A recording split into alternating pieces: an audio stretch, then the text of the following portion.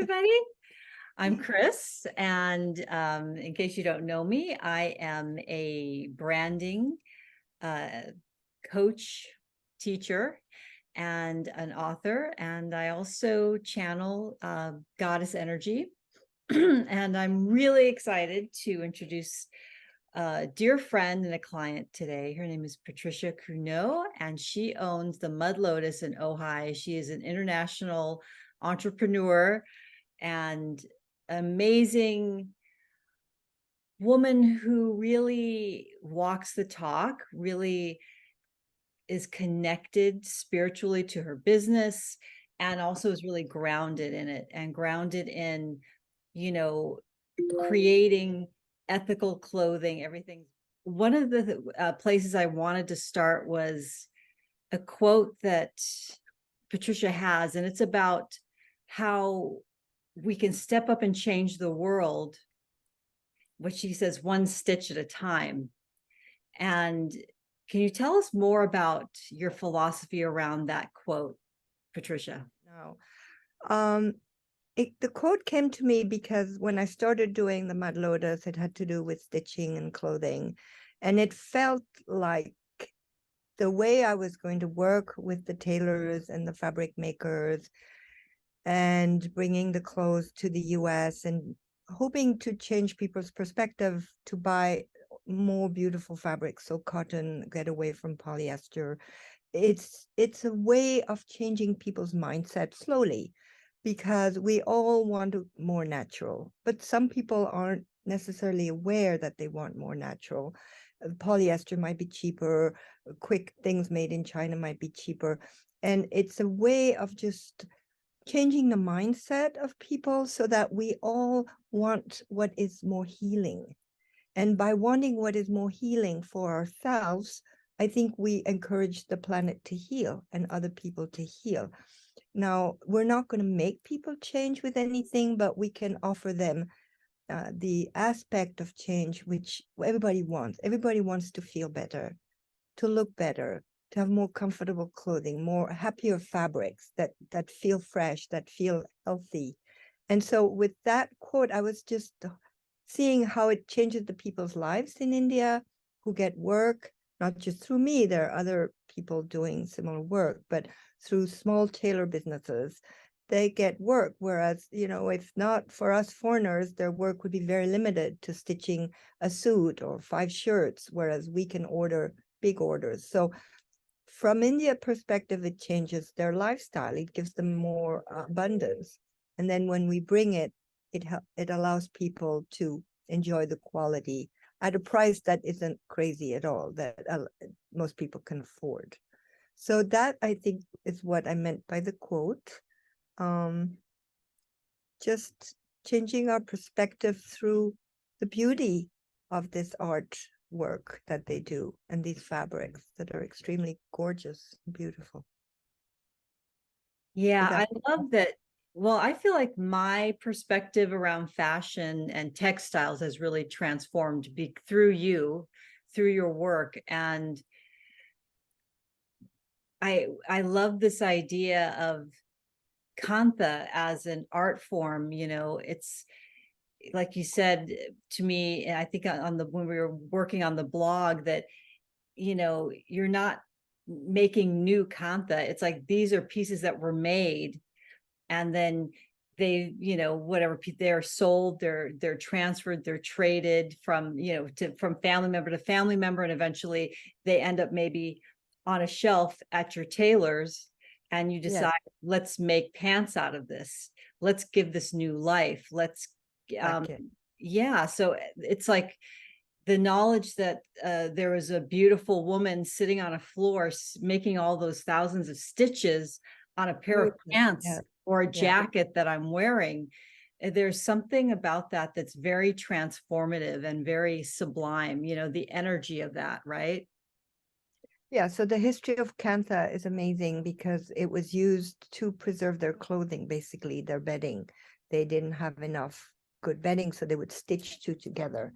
And with these thousands of little stitches, all hand done by ladies, so you can imagine a room full of mother, sister, daughters, all stitching either their bedclothes. It was mainly bedclothes and coverlets that they would just make bigger or stitch together. And then when they weren't used anymore, so they're traded. And from these leftovers that are all beautiful, some are more rough and some are more beautiful, we can create the jackets and the coats. And they're very popular because they have a soul.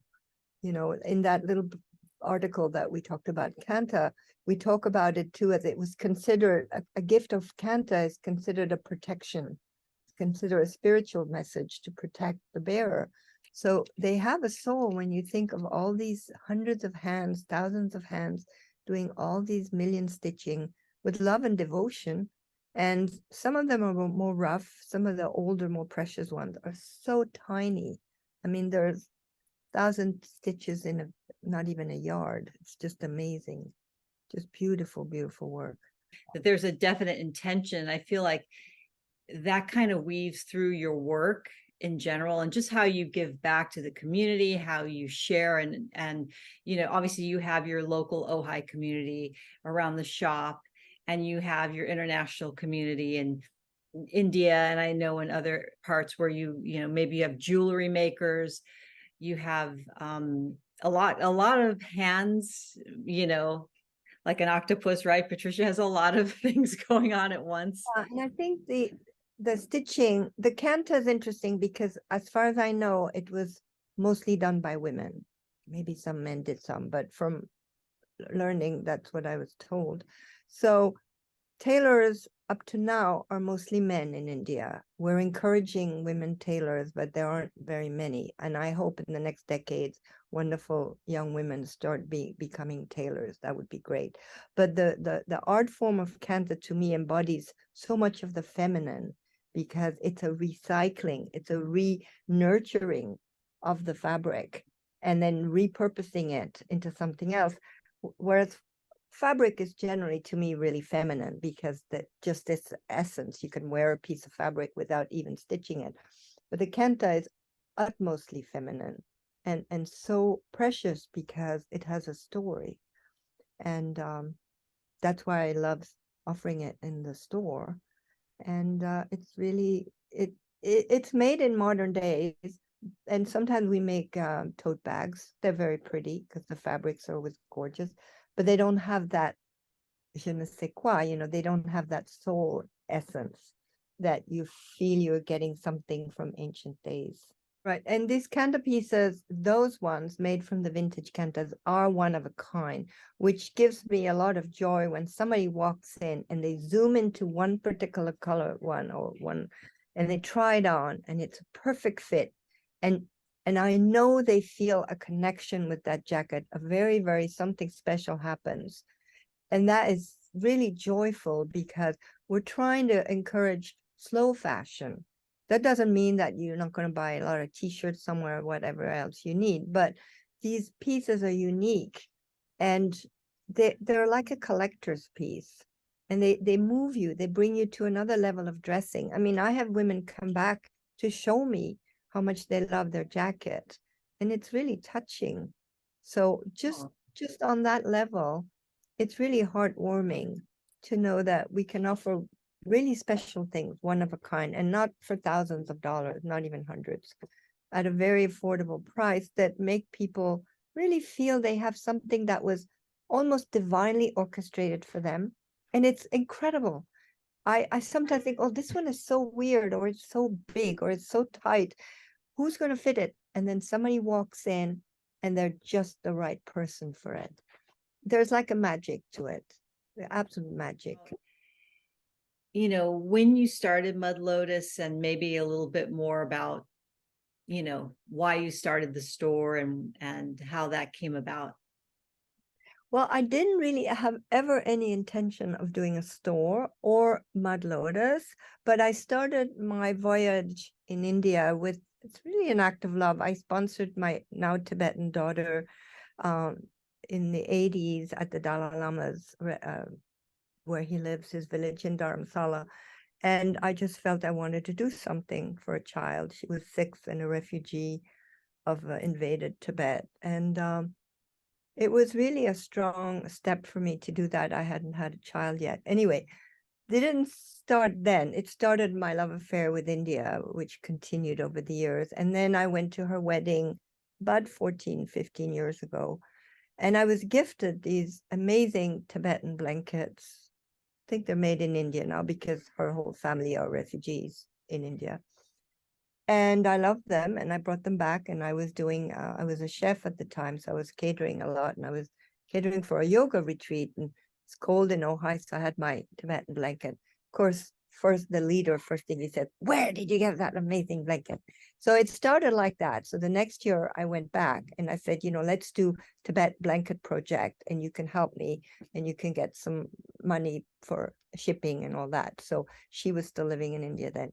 And so she started buying, or we bought together so she could see the style, blah, blah, blah. Anyway, it started like that with the Tibet blanket, which I still call Tibet Blanket Project because over the 15 years, I've been able to help her financially with some of that profit.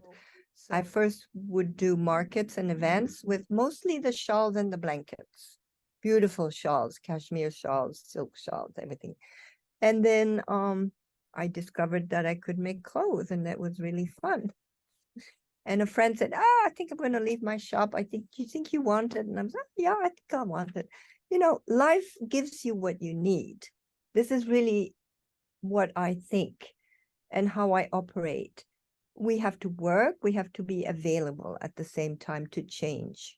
And I was so excited. I was so happy to stop. I was so happy COVID made me stop cooking because I was done. It was 25 years of big cooking. I was so done, but I didn't really want to let it go because it was like, I make money. It's my job. Da, da, da. I'm not sure about those market things. I mean, sometimes they're good, sometimes they're hard, sometimes I schlep and all the clothes and the thing. And then the shop was like, yes, thank you. So I think that something came to my mind the other day. We don't really make plans. Plans come to us and then we agree on them. Yes. It's an agreement that we have. We don't out of the blue say, oh, maybe some people do. I shouldn't say that. Oh, I'm going to have a shop. And then you spend thousands of dollars fixing up a fancy shop. Some people do that. I've never done my life like that. I've always been inspired, and I've waited for the message. And when it came, I would say yes if I wanted it. So I know that doesn't resonate right with everybody, but for me, it's always been the way. I don't like to undertake things from rock bottom, having no idea where it's going. But I do like when the universe offers me something, because then I feel I can just jump on the bus and then figure it out as I go. And to me, that is a very much easier way to do things. Oh, yes. We don't need as much expertise as people think we do. I mean, we need some knowledge, we need a mind, but we just need to be able to accept the challenge of what's offered. I'm not a rocket scientist. I don't want to go to the moon. I don't want anything complicated. So what's been offered to me so far, I've always been able to do without a lot of experience.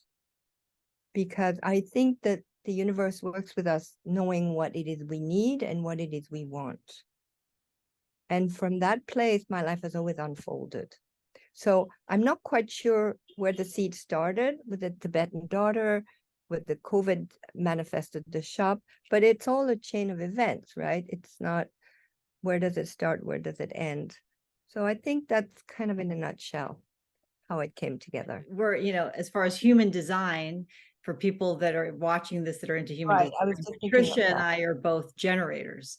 Right. So we, the fact she didn't even know she was a generator, I think, until I gave her a reading about it. And it's like, it just fit her so perfectly. And she just naturally does all the right things that a generator is supposed to do, which is say yes to those things that light you up and no to the things that don't light you up. And unfortunately, sometimes we have to do some things that don't light us up. Yeah. And learn to say no more often. I'm working on that one. But yeah, I think they're the type of people that I have to feel things. If I feel them, I go for them.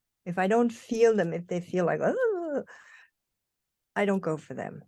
But everybody has to be on whatever wavelength makes them comfortable. Some people need very much an analytical view of things. We're not all, on the same page, and that's okay. But you and I definitely are more on the same page. In order to succeed, in order to have abundance, you have to do what you love the most. So whatever it is you love the most, and for me, I love fabrics, I love clothes, I love dealing with people, I love this creation part. It's been successful, and it brings you joy. So then abundance is there.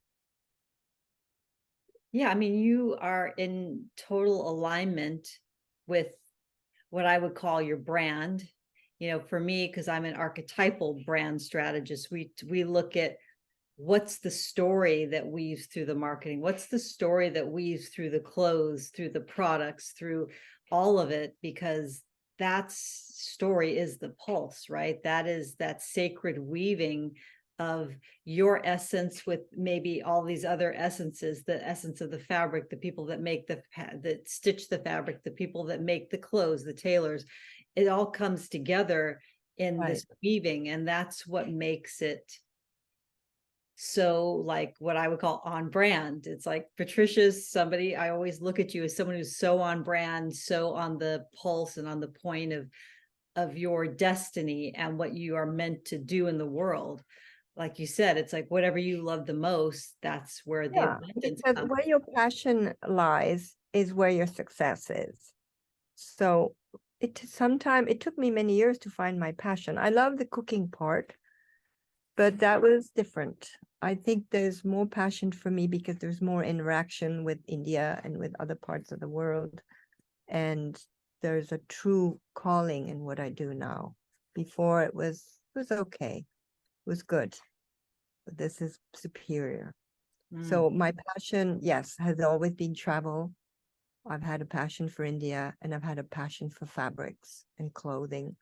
And I'm just a very small entity on the planet, but I think that we can drop a few gold dust here and there, and that's all we have to do.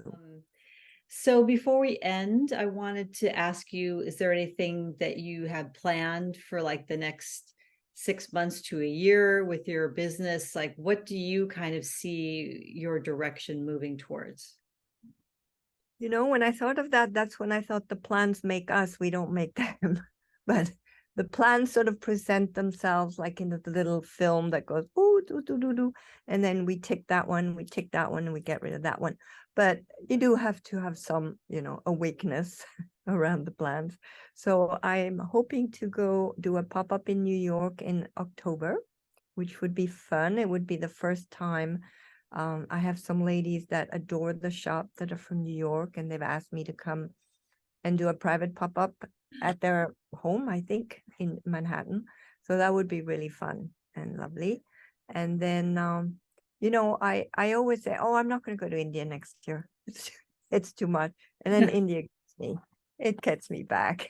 So I'll be back. But, we are organizing it's going to be called Temples and Textiles tour with Lisa next year in the fall, 2024. So that will combine my love for India. It'll be a very small group, but we're going to have the opportunity to see how and where the textiles are made, where they're dyed, when the indigo, where the block print is made, and meet some of the tailors. So it's going to be a great, great little trip. I mean, it's not directly Mud Lotus, but it's completely connected. Or it's about giving people an experience of here's where they're actually made. You're going to this sacred place. Yeah, we're going to, we will visit sacred places as well, and then the sacredness of where the fabrics are made. And many women ask when they come into the shop, they'd love to go to India. And for many people, it's far and it's difficult and they don't really know where to start. So that's where I thought, okay, well, you love the fabric. We're going to show you, we're going to bring you. And it's going to be really fascinating. I'm very excited for that. So I'm really excited too. That sounds so amazing. You've enriched, it's been like an adventure story. Mm. Because I mean, there's tourists and tourists, but there's many tourists that want more specific things, more interesting than just being in a bus and jumping off every 2 hours and taking the photos.